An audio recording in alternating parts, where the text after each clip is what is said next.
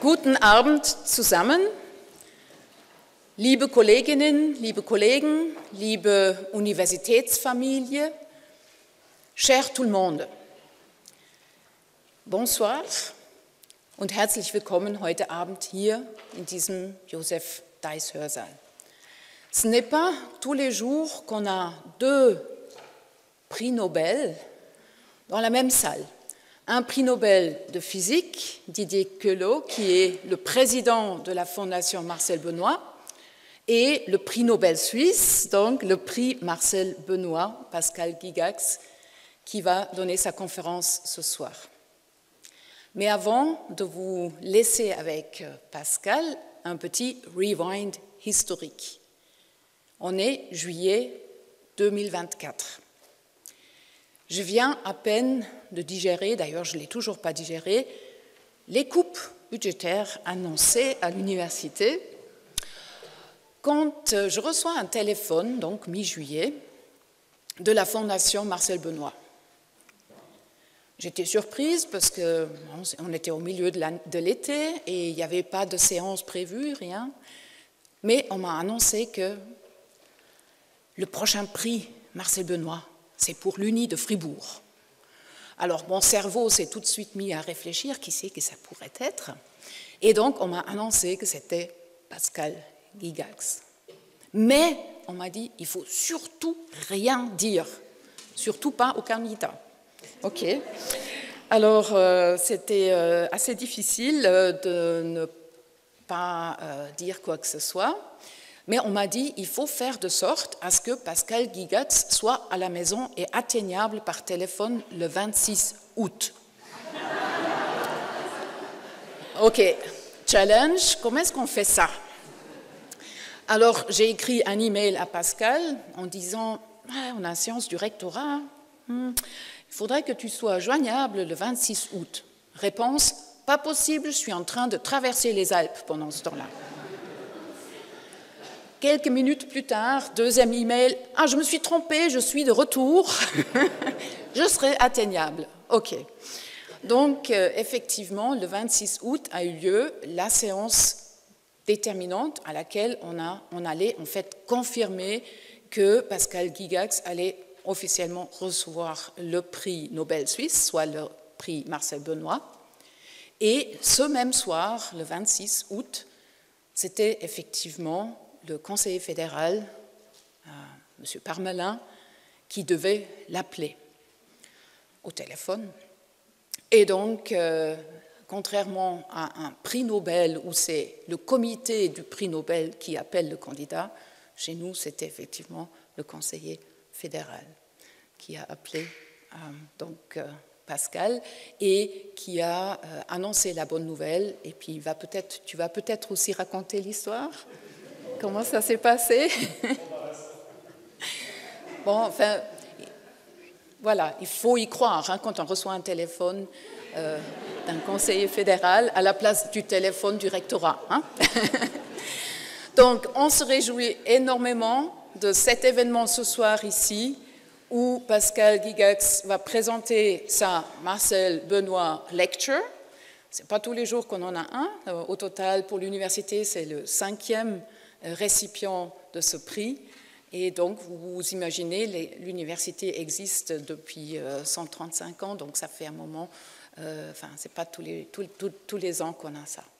Donc, je me réjouis beaucoup maintenant d'entendre le discours de Pascal Gigax, mais avant ça, je passe encore la parole à Didier Queloz, prix Nobel physique.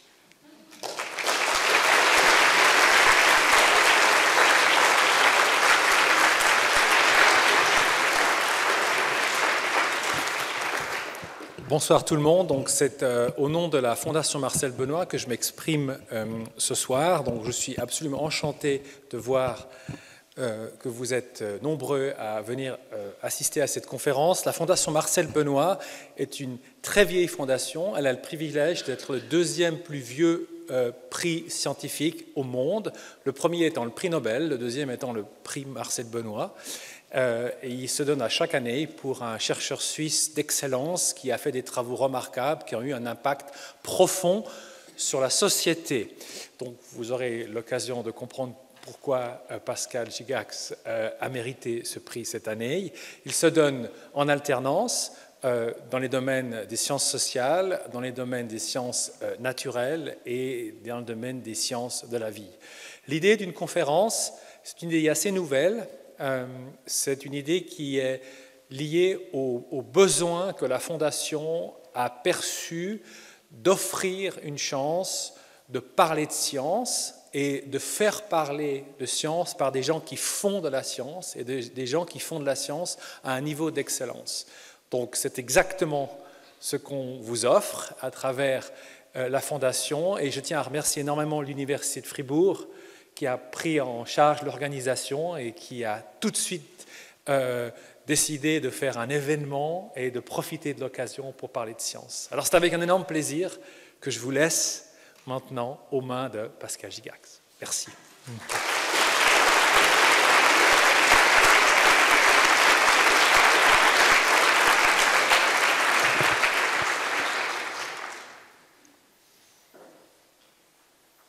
Voilà. Je commence toutes mes conférences toujours de la même manière. Je vous remercie de m'avoir invité. Et puis en fait, je me suis rendu compte que je ne vous ai pas du tout invité. Ce n'est pas vous qui m'avez invité, c'est moi qui vous ai invité. Donc merci beaucoup d'être venu ce soir m'écouter. Parce qu'une conférence de 4 heures sur l'écriture inclusive, c'est courageux en fait. Enfin, je plaisante. On en a pour 45 minutes à peu près. Par contre, c'est vrai que c'est un sujet qui fâche. L'écriture inclusive, j'ai toujours tendance à dire, si vous voulez un peu pimenter votre repas de Noël, au milieu du repas, vous demandez à votre oncle, par exemple, vous dites « Dis donc, toi, tu penses quoi de l'écriture inclusive ?» Et si vous voulez vraiment flinguer le Noël, juste après, vous dites « Et les vaccins ?» Bon. En fait, ce qui arrive, c'est que les gens ne se rendent pas compte qu'il y a énormément de recherches sur l'écriture inclusive, recherche qui a commencé dans les années 1960 à peu près.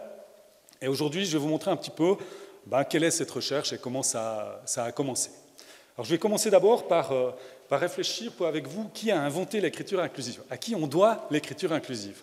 Et en fait, les premières mentions d'écriture inclusive, on doit aller les chercher en théologie protestante. Donc, en théologie protestante, dans les années 1960-1970, c'est là qu'on voit la première fois une mention explicite de langage inclusif. On retrouve des livres à ce moment-là, comme le livre de Nancy Adersti, Inclusive Language in the Church, qui parle par exemple de changer des formulations, comme au lieu de parler de l'enfant, du Fils de Dieu, parler plutôt de l'enfant de Dieu. Et on voit, pourquoi je vous dis ça, c'est important, parce que je vous promets, j'ai regardé dans le livre, vraiment, dans ce livre, j'ai cherché tout le livre, et il n'y a pas un seul point médian dans ce livre. Alors c'est important de dire ça, parce que les gens confondent un peu parfois cette idée-là. Donc par rapport à ces livres, gardez en tête que l'écriture inclusive ou le langage inclusif, c'est vraiment très très large. Et aujourd'hui, je vais vous expliquer un petit peu de quoi il s'agit. Alors il y a un point qui est important de dire, c'est déjà d'ancrer un petit peu nos recherches dans la société, pourquoi on parle de ça, pourquoi finalement on doit parler d'écriture inclusive à l'heure actuelle. Alors la première chose que je vais vous montrer, c'est ma diapositive vintage. Les gens de mon équipe vont rigoler parce que je l'utilisais vraiment depuis très longtemps, et puis j'étais hyper fier, vraiment. J'avais l'impression un peu... Je suis un peu cet homme blanc, comme ça, cisgenre, comme ça, qui présente, puis qui explique la vie, en fait, qui a compris. Un homme, quoi. Et puis, en fait, voilà ma diapo, je vous la montre. Je parlais du genre, en fait. Et puis, j'étais très content, j'avais trouvé ces couleurs comme ça, puis je disais, le genre, c'est sur un continuum, blablabla. Et puis, en fait, c'est quand même beaucoup plus compliqué que ça. Ça, c'est vraiment un petit peu bizarre d'avoir finalement gardé ça. Et pourquoi je dis c'est un peu plus compliqué? Parce que le genre, c'est intéressant, c'est un concept, il faut plutôt aller regarder en sociologie. Pour les sociologues ici, notez bien ce moment clé où un psychologue vous dit qu'il faut aller chercher en sociologie. Mais il faut aller chercher en sociologie parce que finalement, le genre, on peut le décliner de différentes manières. Alors, il y a déjà une dimension qu'on va appeler le genre, qui est la construction sociale. Alors, ce qui est intéressant ici, là, je vais vous dire quelque chose qui va peut-être vous heurter. D'ailleurs, quand je dis ça, dans les présentations, il y a des gens qui se lèvent et qui partent. Là, vous ne pouvez plus faire ça maintenant, puisque je viens de le dire, mais votre expression de genre, elle est fluide. Elle est tout le temps fluide, en fait. Vous performez le genre, pas toujours de la même manière. Ça veut dire que quand vous êtes sous la douche, vous chantez, vous performez le genre, pas de la même manière que quand vous êtes dans une séance de travail, et bien sûr, pas de la même manière que quand vous avez bu quelques verres, etc. Donc, le genre, ici, c'est important. Il n'est pas du tout binaire, en fait, et il n'est pas du tout stable d'une certaine manière. On a ensuite ce qu'on appelle le sexe, ce qu'on pourrait plutôt appeler, et là j'utilise des propos de Caroline Dayer, le niveau de sexuation. Le niveau de sexuation, c'est-à-dire c'est ce qu'on va utiliser pour finalement mesurer votre sexe. Alors on peut utiliser des hormones, on peut utiliser votre code génétique, on peut utiliser plusieurs choses en fait. Et selon ce qu'on utilise, ça ne va pas toujours dire la même chose. Selon le moment où on va le tester, ça ne va pas non plus dire toujours la même chose. Donc ça, c'est important ici de comprendre ça. Et je termine par une dernière dimension, qui est la dimension plutôt de sexualité, d'affection, d'orientation, etc. Alors, on pourrait faire toute la présentation là-dessus, mais pourquoi c'est important? Parce qu'il y a une question qui se pose vraiment maintenant, par rapport au français, par exemple, ou d'autres langues. Est-ce que la langue a les outils nécessaires pour parler de ça? La réponse est facile, hein. Non. Voilà, donc gardez tout le temps ça en tête, parce que c'est intéressant en termes d'évolution de la langue, et c'est intéressant en termes d'innovation, en fait. On innove tout le temps, hein. Ça c'est important de bien comprendre ça. Le Robert met 300 nouveaux mots chaque année dans son dictionnaire, hein. Donc on innove, et l'innovation peut suivre finalement des innovations également sociales. Voilà, ça c'est la première partie que je devais vous donner. L'autre élément qui est important aussi, c'est l'élément, en fait, que j'appelle l'élément coup de poing. C'est l'élément coup de poing. À l'époque, je donnais ça à la fin de mes présentations. Donc, je finissais ma présentation comme ça, puis je donnais cette diapositive, puis bing, vous, ça fait pouf, comme ça, puis vous faites « Ah, Gigax, ça a changé ma vie, c'est incroyable », et vous rentrez à la maison, etc. Bon, maintenant, j'arrête, on va le dire au début, parce qu'on va arrêter ce suspense. On vit dans une société androcentrée. Androcentrée, ça veut dire quoi? C'est que c'est une société qui a été construite par des hommes, pour des hommes, d'accord? Alors, quand je dis homme, c'est la catégorie de genre ici. Ce qui est intéressant, c'est qu'on peut réfléchir depuis quand, on va dire, allez, 8000 ans, par exemple, on va utiliser Harari, mais de fait, ce qui est important ici, c'est que toute notre société, l'homme va être mis comme valeur par défaut, va être mis au centre de toutes nos préoccupations. Je vais vous donner quelques exemples, des exemples que j'aime bien, sur lesquels on ne travaille pas forcément ici à Fribourg, mais prenons les habits. Les habits, c'est intéressant, parce que l'habit neutre, c'est quoi? C'est un t-shirt, des jeans, et là, je profite qu'il y ait des personnes qui viennent du Jura, des savates. Pour les personnes qui ne comprennent pas les savates, c'est des baskets. Mais de fait, c'est intéressant, il n'est pas du tout neutre cet habit. C'est l'habit masculin, c'est l'habit qui a été stéréotypé masculin. Quand vous regardez cette cour d'école que je vous présente ici, donc la cour d'école, on va déjà la considérer comme du sport. Ici, elle a été construite pour des garçons. Alors pourquoi je dis ça? C'est parce que le sport a très longtemps été réservé aux garçons. Si vous regardez Coubertin, à Lausanne, on aime beaucoup Coubertin. Ouais, Coubertin, il revient au début du XXe, puis il dit... Alors, je ne sais pas s'il le dit comme ça, mais j'aime bien l'imaginer comme ça. Puis il dit, ouais, on va refaire les Jeux Olympiques, c'est génial, c'est génial. Mais il dit, et ce n'est pas une théorie du complot, hein, vous pouvez aller même au musée olympique, il faut chercher un peu l'info, mais vous la trouvez quand même. Il dit, mais pas pour les femmes. Hein. Les femmes, elles doivent rester à la maison, c'est là qu'elles vont rester, etc. Alors il dit aussi, pas pour les juifs, ça c'est un autre problème de Coubertin.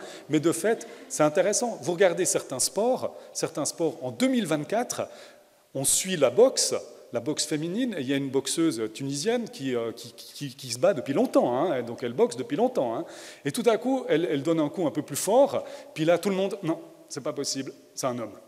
C'est pas possible, il faut faire des tests. Non, vraiment, 2024, hein, on n'est pas en 1980 ici. Donc vous voyez, on a encore de la peine avec le sport. On a encore vraiment de la peine à concevoir le sport autrement. Alors bien sûr, vous le voyez ici sur l'image, les garçons apprennent à prendre la place. Les garçons, on leur donne cette place, à l'école aussi, hein, et ça a des incidences sur l'âge adulte. Alors, je me suis dit que je n'allais pas vous dire ça, mais en fait, je vais quand même le dire. Voilà. Il y a une partie de la recherche, alors nous, on ne travaille pas tellement encore là-dessus, mais il y a une partie qui est intéressante. Les hommes apprennent, dès l'enfance, dès l'école, à prendre la place, et il y avait un peu de controverse là-dessus. Mais je vais vous dire pourquoi il y avait de la controverse. Les hommes parlent plus, prennent plus souvent la parole, plus longtemps, et vont interrompre plus souvent. Alors c'est facile pour moi de dire ça, je suis ici, blablabla, pendant 2 heures, mais de fait, c'est intéressant de voir ça. Il y avait de la controverse pour savoir, mais pourquoi des fois c'était le cas, des fois c'était pas le cas. Alors c'est surtout le cas quand les groupes ne se connaissent pas. Quand les groupes ne se connaissent pas, c'est là que ces choses vont arriver. Et aussi, c'est intéressant, les hommes parlent plus et de manière plus assertive, en disant les choses comme si c'était des faits, d'accord, même, et il y a une grande étude qui a été faite en politique récemment, même pour des sujets sur lesquels ils n'ont absolument aucune connaissance. Bon, je m'arrête là, on s'arrête là-dessus, mais gardez ça en tête ici, c'est intéressant de voir cet androcentrisme, parce que ce qu'on va dire après touche cet androcentrisme, et notre équipe, on est vraiment basé là-dessus.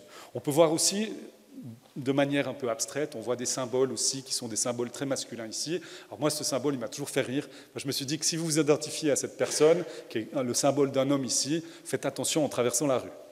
Sinon, bon, allez-y, on s'en fiche, je peux y aller. OK.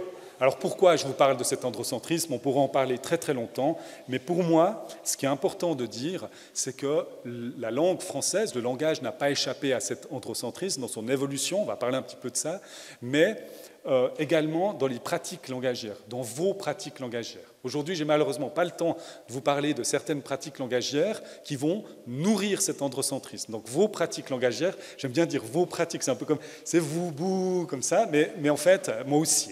Moi aussi, vous n'êtes pas là, je ne vais pas vous vexer, mais vos pratiques sont nourries par l'androcentrisme, mais vont également nourrir l'androcentrisme. Donc moi, je vais parler plutôt de caractéristiques formelles de la langue, et puis je vais parler du masculin, du genre grammatical masculin, parce que c'est ce genre grammatical masculin qui nous occupe beaucoup dans l'équipe et qui nous a occupés déjà depuis une vingtaine d'années. Alors, maintenant, la question qu'on se pose avec le genre grammatical, c'est pourquoi ce masculin poserait des problèmes. OK. Alors moi, je vais vous montrer, je vais vous expliquer ça à partir d'un exemple, d'une phrase que j'utilise depuis longtemps. Désolé pour les personnes qui m'ont déjà entendu. Je n'ai pas changé, là, récemment, je devrais peut-être un peu changer. Mais bon, on va partir d'une phrase ici. Un chercheur a demandé aux spectateurs de penser à Emmanuel Charpentier. Pourquoi j'utilise cette phrase? Parce qu'au moment de ma présentation maintenant, on va faire un exercice. Vous êtes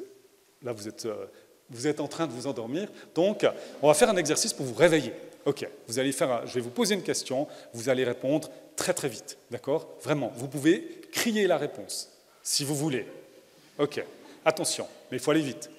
Nommez le plus rapidement possible, jusqu'ici tout va bien, nommez le plus rapidement possible une scientifique connue, mais pas Marie Curie. OK, bing, Marie Curie, elle arrive. Pourquoi Marie Curie, elle arrive? Parce qu'elle fait partie des 4 femmes vitrines. Quand les gens disent « mais non, il y en a plein dans l'histoire », ben oui, il y en a 4, Cléopâtre, George Sand, Jeanne d'Arc, et puis Marie Curie. Vous les avez les 4, bling, c'est fait. Si ça vous intéresse, lisez Titu Lecoq, qui a écrit un livre sur l'effacement des femmes au XIXe siècle. C'est là que vraiment il y a un moment clé en fait dans l'effacement des femmes. Mais on n'est pas là pour discuter de ça. Voilà Emmanuel Charpentier, prix Nobel 2020, biochimiste. Maintenant vous la connaissez, donc vous avez Marie Curie, et puis Emmanuel Charpentier, et toutes les chercheuses qui sont ici. OK. Donc je m'arrête ici parce que là, ce n'est pas ça qui va nous intéresser aujourd'hui. Nous, ce qui nous intéresse, et je vais vous montrer comment, en psychologie, on s'est intéressé à ça. Ici, ce qui nous intéresse, c'est qu'il y a une forme grammaticale masculine. Vous la connaissez, cette forme grammaticale, bien sûr. Alors pourquoi ça fascine des psychologues comme moi? Alors je vais vous dire pourquoi. C'est parce que cette forme est ambiguë. L'ambiguïté, elle est vraiment intéressante pour des psychologues. D'accord? Alors elle est ambiguë parce qu'il y a ce qu'on appelle un sens spécifique. Ici, le chercheur, c'est un homme, les spectateurs sont tous des hommes. Cette interprétation est tout à fait possible. Il n'y a rien dans cette phrase qui me dit que ce n'est pas possible. D'accord? Maintenant, il y a une deuxième interprétation qui est possible, c'est ce qu'on appelle le sens générique. Alors maintenant, pour les linguistes de la salle, je les regarde, hein, c'est vraiment vous, c'est pas le même masculin, c'est un autre masculin. Donc il y a le masculin marqué et il y a le masculin non marqué. D'accord? Alors, je vous mets au défi. Si vous avez un collègue ou une collègue en Finlande qui parle finnois, alors moi j'ai un collègue qui m'a dit « Pascal, je ne comprends pas très bien ta règle du masculin, là, tu peux me dire, il ressemble à quoi le masculin marqué ?» Puis je dis « Ah voilà, ça c'est un masculin marqué. » Puis il me dit « Ah ouais, d'accord. Ok, donc finnois, il n'y a pas de genre grammatical. » Puis il me dit « Puis le masculin non marqué Écoute, c'est celui-là, là. » Puis il me dit « Mais Pascal, c'est le même. » Ouais, c'est le même, mais ce n'est pas le même en fait. Bon, j'arrête là. Pour des psychologues, on va parler d'une autre interprétation. Donc il y a une autre interprétation possible. Maintenant, cette autre interprétation, elle a plusieurs interprétations. Elle est ambiguë aussi, parce qu'on peut avoir un sens neutre ou un sens mixte. Alors, arrêtons-nous au sens neutre. Sens neutre, linguistiquement, ça veut dire sans rien. C'est comme si vous lisez un chercheur, et puis vous n'avez rien mis dans la case. Pour des psychologues, ce n'est pas possible. Ce n'est pas possible simplement parce que rien mettre dans la case, ça n'existe pas. On va remplir les cases. Notre cerveau n'aime pas tellement les cases vides, il n'aime pas l'ambiguïté. OK. Donc on va se dire, qu'est-ce qu'il va remplir dans la case pour neutre? Alors, moi, je vous invite vraiment à réfléchir à ça, et peut-être après, ou je dis toujours aux gens de faire des expériences pendant les apéros, mais la prochaine fois que vous faites un apéro avec des amis, vous prenez un bout de papier, puis vous dessinez une personne neutre, d'accord? Si vous savez un peu dessiner. Puis vous montrez à la personne à côté de vous, puis vous lui dites, c'est quel genre, selon toi? OK. Si la personne ne vous répond pas à ce que je vais vous dire maintenant, vous m'écrivez. OK. Ça fait 10 ans que je dis, personne ne m'a jamais écrit. Elle va vous dire, c'est un homme. Mais c'est intéressant ça, parce que vous l'aviez dessiné comme neutre, mais neutre, ça veut dire quoi? Psychologiquement, c'est quoi? C'est une personne androgyne, qui partage des particularités masculines et féminines. Est-ce que c'est une personne agenrée? Une personne qui n'a ni particularité féminine, ni particularité masculine. C'est vraiment une conception. Nous, on a un grand projet européen là-dessus, et c'est intéressant, en fait, de savoir. Mais on met quoi, nous, dans notre tête? On a quoi comme représentation par rapport à cette neutralité?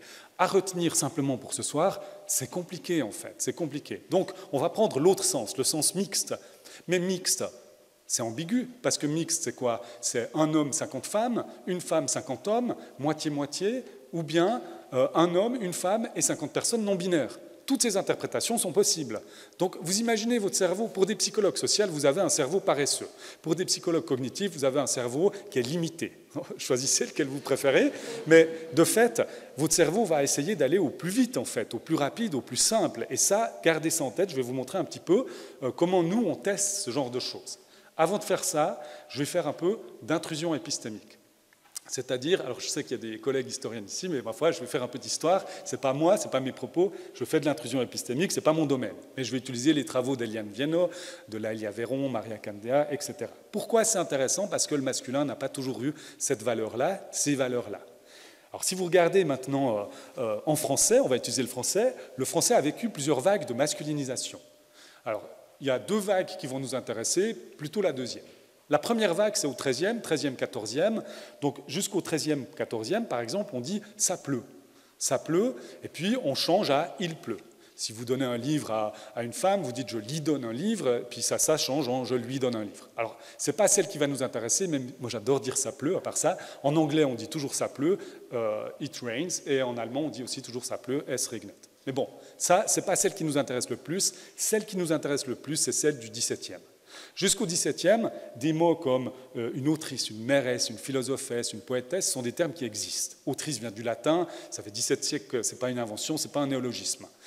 Et l'Académie française, dans ses premières versions de dictionnaire, décide de retirer ces termes. Encore une fois, c'est important, et c'est important parce qu'il y a Pascal Wagner-Egger qui est ici, donc je dois dire, ce n'est pas une théorie du complot, hein, ici. Ce n'est pas une théorie du complot, ce n'est pas les gens, vous les imaginez à l'Académie française comme ça, puis ils sont là, on va enlever. Alors ils sont comme ça, il faut le dire, mais ils ont pas, c'est explicite. On enlève ces termes pour signaler aux femmes que ces activités et ces métiers sont réservés aux hommes. D'accord? Boulangère n'a jamais quitté le dictionnaire de l'Académie française. Alors autrice, il ne disparaît pas tout de suite, bien sûr, parce que tout le monde s'en fiche du dictionnaire de l'Académie française à ce moment-là.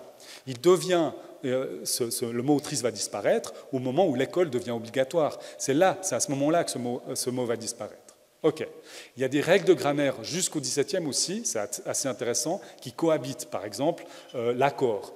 Pour accorder, on peut, par exemple, ne pas accorder. On peut, vous accordez jamais. Pluriel, singulier, féminin, vous accordez pas. Molière, en tout cas ses imprimeurs, il n'accorde pas. OK. On peut accorder au masculin. Vous le connaissez, l'accord masculin dominant, mais on peut aussi accorder avec d'autres accords. L'accord en nombre, par exemple. Cet homme et ces femmes se sont promenés jusqu'au XVIIe, on peut écrire promener, E aigu, ES, parce qu'il y a plus de femmes, en fait. Et il y a l'accord de proximité aussi qui existe. Et l'accord de proximité, c'est cet homme et ces femmes se sont promenés, aigu, ES, parce que c'est plus proche de femmes. Cet accord de proximité n'a jamais disparu, même si les grammairiens de Port-Royal notamment décident de prendre que l'accord masculin, d'enlever les autres. Mais il y a de la logique aussi quand on veut normer une langue. Mais ce qui est intéressant maintenant, c'est que l'accord de proximité, vous l'utilisez tous les jours. Et on va faire un petit exercice de français. J'aime bien dire ça parce que là, tout à coup, il y a le petit moment d'école comme ça. On va faire un petit exercice de français. En fait, si je vous dis table et chaise, et devant, vous devez mettre certaines ou certains. Vous mettez certaines ou certains, table et chaise. Certaines. Ouf, c'est bon, c'est bon. Faites la même chose avec région et département. Alors, si vous prenez l'accord masculin, ça devient certains régions et départements. Jamais vous dites ça, c'est pas possible en fait. Et ce qui est intéressant, c'est que si vous faites des analyses de corpus, vous allez analyser des textes, vous remarquez que les gens vont dire certaines régions et départements. C'est un accord de proximité qui a toujours existé, qui n'a jamais disparu, il est dans Maurice Grévis, etc., etc. Ok.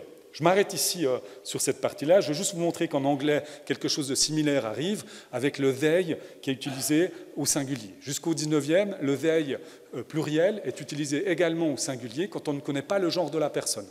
Il est remplacé ensuite par le il générique, he générique. Ce il générique a duré moins d'un siècle, puisque dès les années 1970-1980, il est déjà discuté. On le remplace par he or she. Ensuite, le they revient en force, comme un they quand on ne connaît pas le genre. Et ce they, à la fin des années 90, début des années 2000, commence à également être utilisé pour exprimer la non-binarité. Ce qui est une question intéressante, parce que si on l'utilise pour dire la non-binarité ou pour dire la neutralité en termes de genre. Ça, c'est une question vraiment d'usage. Ok, je m'arrête là. Je vous montre quand même un dernier point d'histoire, parce que j'aime bien montrer ça. C'est une caricature d'Honoré Daumier, caricaturiste français connu au 19e, une caricature d'une écrivaine, d'une autrice en fait. Comment on perçoit les autrices à la fin du 19e, pour bien comprendre pourquoi ce terme aussi va disparaître. Et regardez ici, voilà une autrice, donc une femme qui est en train d'écrire, et on voit un petit peu, il y a un enfant dans un seau, on voit c'est le bordel dans l'appartement, donc on voit un peu quel est le rôle qu'on donne aux femmes en fait. En tout cas c'est pas celui d'écrire. Hein. Alors c'est intéressant parce qu'on est en 2025, et mon rêve, et des fois je me lève la nuit tellement j'ai ce rêve, c'est vraiment de dire, j'aimerais bien vous dire, ah on est en 2025, ah ça a beaucoup changé. Ouais. Non, bah non en fait, si vous regardez les dernières votations sur le congé parentalité, on est à peu près là. Voilà. Bon, je m'arrête ici parce qu'on n'est pas là pour discuter de ça. Je vais revenir maintenant au masculin et je vais revenir à l'apprentissage. Comment on apprend la règle du masculin? Alors les linguistes peuvent me dire « Ah non, mais c'est des règles abstraites, c'est détaché des êtres humains, etc. » Mais je vous montre ici une image d'un livre scolaire que certaines personnes ici ont eu, d'accord, pour comment on apprend cette règle du masculin qui va finalement dominer. Donc le masculin l'emporte sur le féminin, vous le connaissez, vous l'avez apprise comme ça, cette règle. Et donc ça vient d'un livre de grammaire, hein, je ne l'ai pas inventé. Et ce qui est intéressant, c'est regarder ici, vous avez ce qui représente peut-être des filles, on dirait des filles en tout cas, qui tirent, il y en a une est tellement nulle, elle est tombée, voilà. Et puis au milieu, on ne sait pas très bien ce que c'est. C'est peut-être un petit garçon qui vient aider, un petit côté paternaliste ici. Et puis de l'autre côté, il y a un garçon qui est fort, il a des biceps. Et dans ce livre, il y a quelque chose d'intéressant parce que la règle grammaticale était enseignée comme ceci. Le masculin l'emporte. Donc l'exemple, c'est cet homme et ses femmes se sont promenés, ou bien ce chien et ses femmes se sont promenés. E-U-S. C'est un exemple qui a été discuté en philosophie parce qu'il a été utilisé. Et là, on l'a, hein, il y a le chien là aussi, donc celui-là il l'emporte aussi, bien sûr, évidemment. Alors voilà, je m'arrête ici sur l'apprentissage. Comment nous on teste ça en psychologie? Alors nous en psychologie ici à Fribourg, je vous montre une des premières études qu'on a faites. C'est l'étude la plus répliquée, c'est l'étude où on a plus de laboratoires ont beaucoup changé le matériel, ont beaucoup amélioré le matériel, mais je vous montre un petit peu comment on a démarré là-dessus. Donc la première étude, on l'a faite en français, anglais, allemand. Ce qu'on fait, nous, c'est qu'on présente des phrases comme ceci. Les musiciens sortirent de la cafétéria, je dois me tourner, et on a une deuxième phrase, à cause du temps nuageux, une des femmes avait un parapluie. Ok, on peut faire beaucoup de choses. Nous, ce qui nous intéresse, c'est avec quelle facilité vous allez lire la deuxième phrase en fonction de la première et en regardant les différentes langues. Alors, on peut faire de l'imagerie cérébrale, on peut faire beaucoup de choses. Alors, vous voyez, nous, on met surtout nos moyens dans l'apéro, vous allez le voir après. Donc, on ne peut pas faire d'imagerie cérébrale ici. Mais nous, ce qu'on a fait dans cette expérience, c'est on a demandé aux gens, est-ce que cette deuxième phrase est une suite possible de celle qui précède? La réponse dans les exemples ici, quels que soient les stéréotypes que vous mettez, quel que soit si vous mettez des femmes ou des hommes, la réponse devrait toujours être oui. D'accord? Il y a des phrases où c'est non dans l'expérience, mais ces phrases-là, la réponse devrait toujours être oui, quelle que soit la langue. OK. Je vais vous montrer ici, donc, est-ce que c'est une suite possible? Je vais vous montrer d'abord les résultats en anglais. Alors, en anglais, vous avez Donc les stéréotypes féminins, comme par exemple nurse, vous avez les stéréotypes masculins comme mechanics, vous avez 100 stéréotypes comme musicians, et vous avez une des femmes en violet clair, un des hommes en violet foncé. Ok.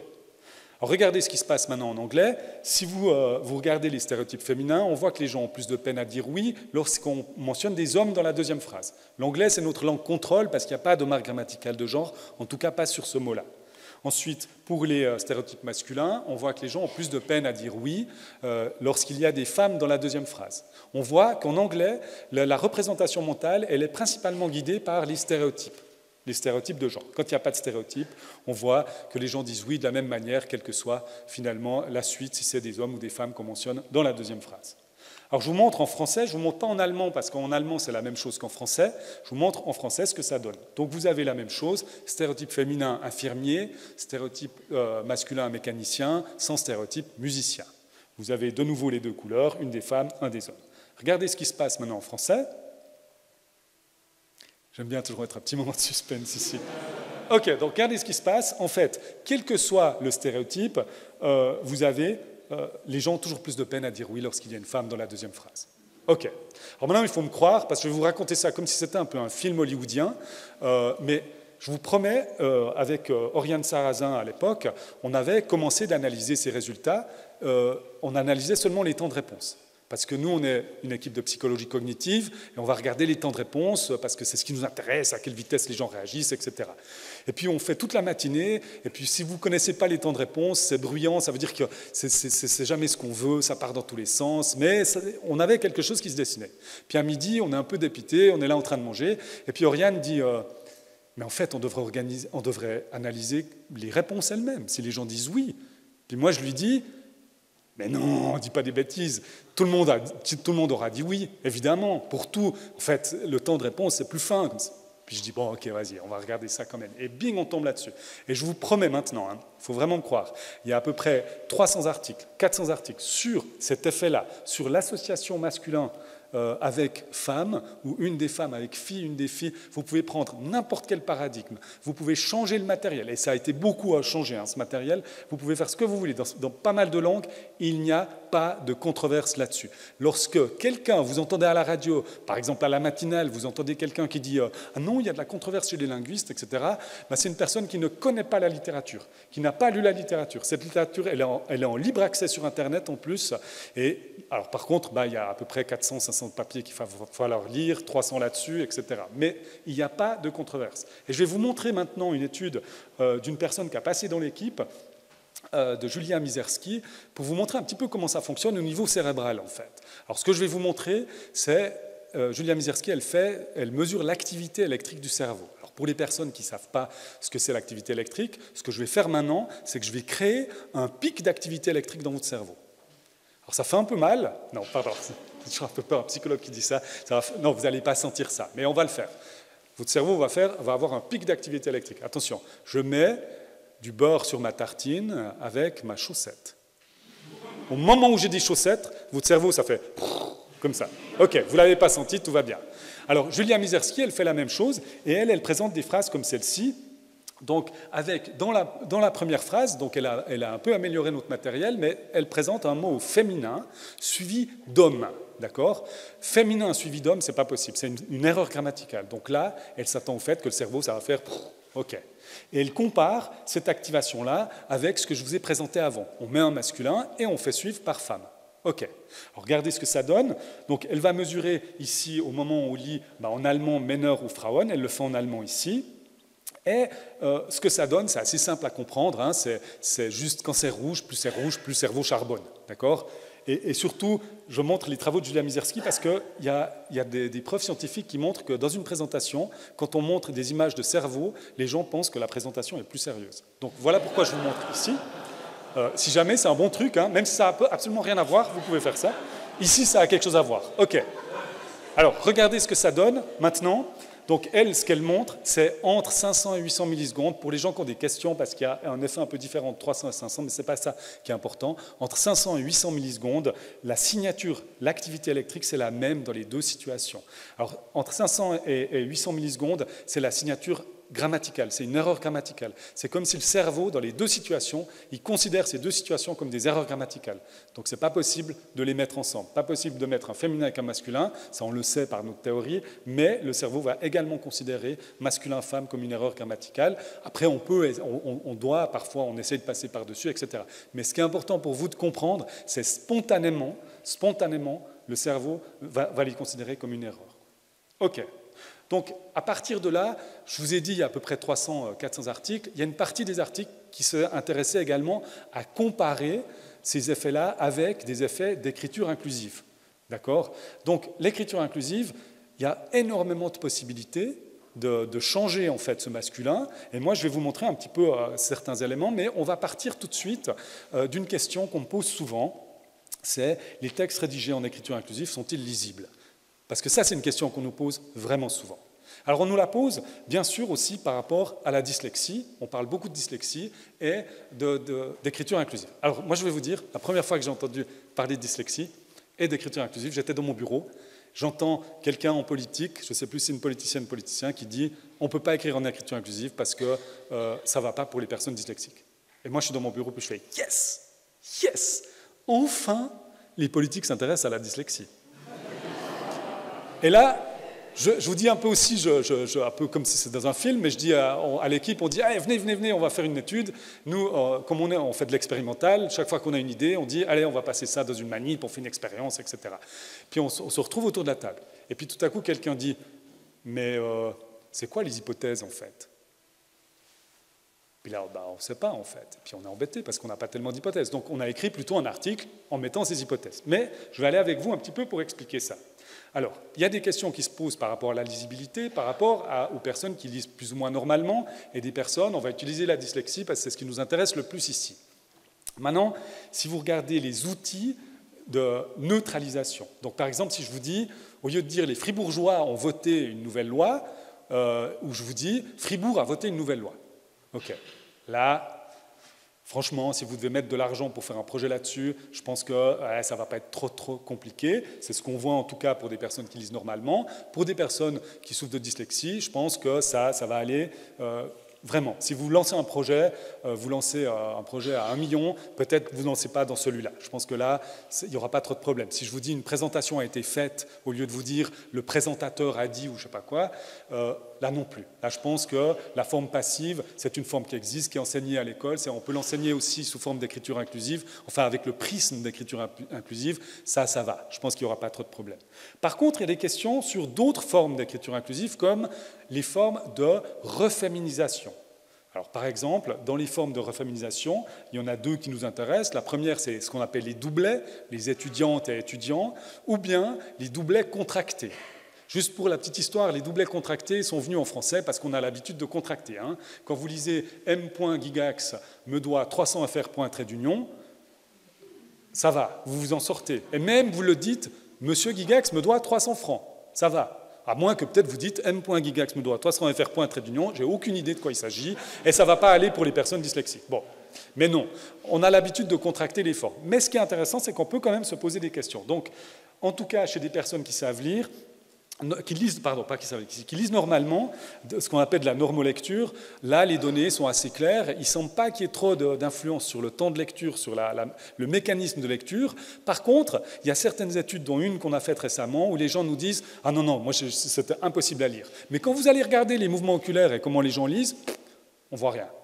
Les gens semblent lire exactement comme ils lisent n'importe quoi, mais nous disent, c'est une partie qui nous disent « Non, moi, ça n'allait pas ». OK, ça, c'est intéressant comme données.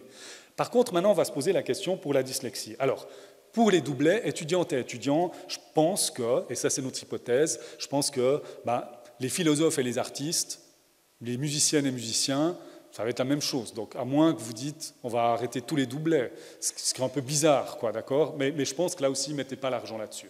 On parlera d'argent après, mais mettez pas l'argent là-dessus, je vous dirai sur quoi mettre votre argent. Bon. Mais par contre, maintenant, pour les doublets contractés, alors première chose à dire, c'est que si vous ne voulez pas utiliser des doublets contractés, les utilisez pas. D'accord ? Vraiment, il n'y a pas besoin. On peut utiliser plein d'autres choses, il n'y a pas besoin de ces doublets. Mais si vous voulez les utiliser, il y a une question qui se pose par rapport à la dyslexie. Si on regarde la dyslexie maintenant, On va prendre juste les deux cas principaux de la dyslexie, les troubles qu'on connaît bien. Le premier, c'est le trouble de conscience phonologique. C'est quand les personnes ont de la peine à associer des lettres qui se prononcent différemment quand elles sont ensemble. Donc oignon, monsieur, ça c'est très très difficile. Si vous allez en Angleterre, vous retrouvez ce trouble beaucoup plus fréquemment que si vous allez en Allemagne. En Allemagne, c'est plus transparent en fait. Tandis qu'en Angleterre, vous le savez, OUGH, je ne sais pas, il y a une quinzaine de façons de le dire, et nous on le dit toujours faux. Mais de fait, là on retrouve ça. Étudiant.e, je ne pense pas que ça aura énormément d'impact. Par contre, ce qui aura un impact, ce qui aura vraiment un impact, c'est les réformes orthographiques. Oignon, le i dans oignon, c'est le même qu'il y avait dans montagne. Mais si vous dites « je vais à la montagne », vous avez déjà entendu quelqu'un vous dire « tu es en train de tuer la langue, c'est pas possible, tu vas à la montagne ». Ben non, je ne vais pas à la montagne, je vais à la montagne. Ben, oignon, le i, on peut l'enlever. Allez, on enlève le g aussi. O-N-I-O-N, donc on ajoute de la transparence. Ça aiderait énormément. Et souvent, ce qu'on rencontre, c'est que les gens qui n'aiment pas l'écriture inclusive, ces formes contractées, pour des raisons de dyslexie, sont les mêmes qui ne veulent pas de réforme orthographique. Ça doit être hyper schizophrénique. Ça doit être vraiment hyper difficile à voir, ça. Bon, je m'arrête là sur le deuxième trouble, qui est vraiment le trouble qui nous intéresse, c'est le trouble de conscience morphologique. C'est le fait que quand vous lisez un mot, vous le décomposez. Vous voyez, les chanteuses, il y a chant, ok, on chante, il y a euse, ok, ça doit être une femme, il y a un S. Donc, il y a plusieurs femmes qui chantent, c'est des chanteuses. Ok. Ça, il y a des personnes qui ont de la peine avec cette décomposition, on cherche encore à comprendre, mais ce qui est intéressant, c'est que nous, on émet l'hypothèse, pour des adultes en tout cas, c'est que ces formes contractées pourraient peut-être même les aider, en fait. Parce que ça ajoute une décomposition, certes artificielle, mais ça ajoute une décomposition qui pourrait les aider dans la lecture. Par contre, où il faut être clair, c'est pour des enfants, il faut que les enfants aient maîtrisé le suffixe. Si un enfant ne sait pas ce que c'est euse, si vous dites collaborateur RIS par exemple, si l'enfant ne sait pas du tout ce qu'est RIS, ou il ne l'a pas vu suffisamment fréquemment, pour l'enfant ça va être compliqué en fait. Donc il faut que l'enfant maîtrise ce suffixe, et c'est seulement si l'enfant maîtrise ce suffixe, probablement que ça va l'aider. Voilà, donc tout ça pour dire, il n'y a pas beaucoup de recherches là-dessus, il y a beaucoup d'équipes qui ont commencé à faire ça, surtout en France à l'heure actuelle, mais ce n'est pas si clair que ça, ce n'est pas aussi clair qu'on entend finalement dans les débats. Je finis par une dernière question, parce qu'on nous pose souvent cette question. On nous dit souvent, alors c'est des fois un peu teinté de racisme, quand on nous dit, mais bon là je ne vais pas vous dire ça, mais des fois on nous dit, ah oui mais regardez dans ce pays X, il n'y a pas de genre grammatical et les femmes ne sont pas dans les meilleures conditions, etc. etc. D'accord ? Alors ça c'est une vraie question en fait. Au départ c'est une question qui se veut provocatrice, mais en même temps il y a de la recherche là-dessus. C'est ça qui est intéressant. Moi je vous montre assez rapidement. Première chose qu'il faut retenir, c'est que le genre grammatical, il marque le genre. Certes, ok. Il marque le genre. Mais il y a d'autres manières de marquer le genre. Il n'y a pas que le genre grammatical. Donc, on peut marquer le genre autrement. Si vous regardez, par exemple, en turc, en fait, on dit un enfant et une fille-enfant. Vous voyez ? Un enfant, une fille-enfant. Donc, on marque le féminin. En anglais, par exemple, on parle de athlete et de female athlete. Vous pouvez essayer, vous allez sur Google, vous mettez Football Association, vous regardez sur quel site vous tombez. Si vous mettez... Pour trouver les femmes, vous devez mettre Female Football Association. Donc en fait, c'est une manière de marquer, un peu de la même manière que le genre grammatical. Donc ça, il faut faire attention. Il n'y a pas que le genre grammatical qui marque le genre. Première chose. Deuxième chose maintenant, c'est qu'on teste ces hypothèses. Je ne vais pas vous montrer tous les tests de ces hypothèses, je vais vous montrer surtout le dernier, parce que pour Fribourg, c'est intéressant en termes de bilinguisme. Il y a des recherches qui se font où ce qu'on fait, c'est qu'on fait remplir des questionnaires à des personnes bilingues qui parlent une langue avec un genre grammatical et qui parlent une autre langue sans genre grammatical. Donc ça s'est fait par exemple en estonien et russe. L'estonien n'a pas de genre grammatical, le russe a un genre grammatical. Les questionnaires qui sont donnés sont des questionnaires de conservatisme sur différents domaines, dont un des domaines, c'est sur l'égalité entre femmes et hommes. D'accord ? Et ce qu'on remarque, c'est que quand les gens répondent en russe, leurs attitudes sont plus négatives envers l'égalité entre femmes et hommes. Quand les gens répondent en estonien, il y a des niveaux des attitudes qui sont plus positives envers l'égalité. D'accord ? Alors ça, c'est intéressant, ça veut dire qu'il y a quelque chose qui est en train de se passer. La question, c'est, mais c'est quoi le mécanisme ? Comment ça fonctionne ? Et ça, on ne le sait pas encore. Une des hypothèses, c'est qu'en fait, le sexisme ou ces attitudes négatives, cet androcentrisme, il est tout le temps là. Mais on a besoin parfois de choses pour l'activer. Et le genre grammatical va activer ça. Donc il y a d'autres manières d'activer. Donc c'est possible que ce soit quelque chose de dormant et que finalement, de dormant, alors c'est souvent assez explicite, mais de fait, le genre grammatical va activer ces attitudes et c'est pour ça qu'on voit ces résultats-là. Voilà, je m'arrête là-dessus. Il y a une question maintenant qui se pose, et maintenant on fait quoi? Et là, c'est une question, ici à Fribourg, qu'est-ce qu'on fait? Comment on fonctionne ici? Alors, ce qui est important de vous dire, c'est que le prix Marcel Benoît a été assez incroyable personnellement, c'est vrai, vraiment. Mais ce qui est aussi vraiment chouette ici, c'est qu'on est en train de construire un institut de recherche sur le genre et la diversité, un institut interdisciplinaire avec de l'histoire, de la sociologie, des géosciences, avec du droit également. Et cet institut va s'ouvrir. Cet institut s'appelle l'Institut Hélène Feutz sur le genre et la diversité. Si ça vous intéresse, je vous dirai plus tard qui est Hélène Feutz. Mais ce qui est important ici de dire, c'est que je vais utiliser un terme que ma fille utilise, elle va adorer. Je regarde où elle est, ou pas. On ne va pas se mentir. Votre soutien moral, il est indispensable. Vraiment, votre soutien moral, il est indispensable. Et merci, vraiment. Mais, on ne va pas se mentir, on a aussi besoin de soutien financier. Donc, vraiment, ici, j'essaye de faire un effet boule de neige. Un effet boule de neige. On cherche des partenaires pour cet institut, des partenaires qui aimeraient embarquer dans cette aventure.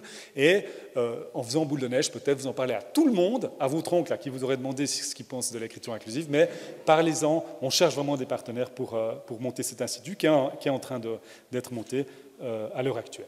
Voilà, je remercie maintenant, je termine parce qu'évidemment il faut remercier Marcel Benoît. Ce qui est un peu bizarre, c'est comme tous les prix en fait, c'est des prix qu'on reçoit individuellement, mais on ne travaille jamais seul.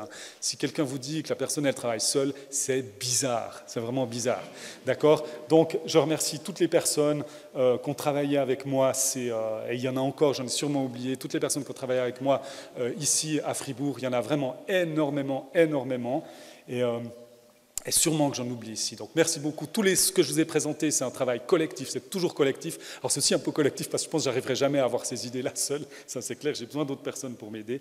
Et bien sûr, comment on s'approche de plus en plus de Noël, vous avez remarqué, il faut préparer Noël très vite.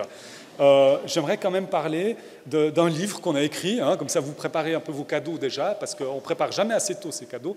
On a écrit un livre mandaté par le Robert pour calmer les esprits. Dans ce livre, il y a 15 petites expériences à faire. Alors, je dois vous avouer, je les ai pensées vraiment pour l'apéro. Mais les gens me disent les faire aussi en famille. Dans ces 15 expériences, on a pris les expériences qu'on fait en laboratoire, on les a transformées pour les essayer à l'apéro ou ailleurs. Il y a 14 expériences qui sont bienveillantes et il y en a une qui n'est pas bienveillante. Voilà. Si jamais vous pouvez acheter le livre après, on collabore avec Librophoros, là je fais mon marchand de tapis, c'est bien, mais on collabore avec Librophoros. Il y a d'autres livres aussi, je vous ai parlé de choses ici aussi par rapport aux Français. J'ai demandé aussi à Librophoros d'amener les livres sur ce que je vous ai présenté aujourd'hui, si ça vous intéresse. Et là, j'ouvre la discussion si vous avez des questions. Merci.